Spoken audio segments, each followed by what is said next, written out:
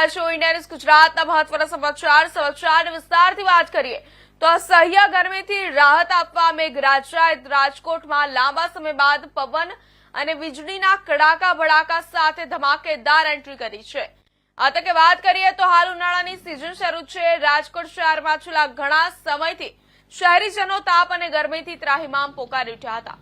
ત્યારે આજે સાંજે એકાએક વરસાદ માહોલ જામ્યો અને વીજળીના કડાકા ભડાકા સાથે મેઘરાજાએ રાજકોટમાં એન્ટ્રી કરી હતી। મેઘરાજાની ભારે પવન અને વીજળીના કડાકા સાથેની એન્ટ્રીના લાઈવ દ્રશ્યો ઇન્ડિયા ન્યૂઝના કેમેરામાં કેદ થઈ ગયા હતા। સાથે રાજકોટમાં એકાએક વરસાદી વાતાવરણ સર્જાતા વાતાવરણમાં પણ ઠંડક પ્રસરી હતી અને વાતાવરણમાં ઠંડક પ્રસરતા શહેરીજનોને અસહ્ય બફારા અને ગરમીથી રાહત મળી હતી। સાથે વરસાદી પાણી રાજકોટમાં રાજમાર્ગો ઉપર ફરી વળતા રસ્તે જતા રાહદારીઓને થોડી હાલાકીનો સામનો કરવો પડ્યો હતો।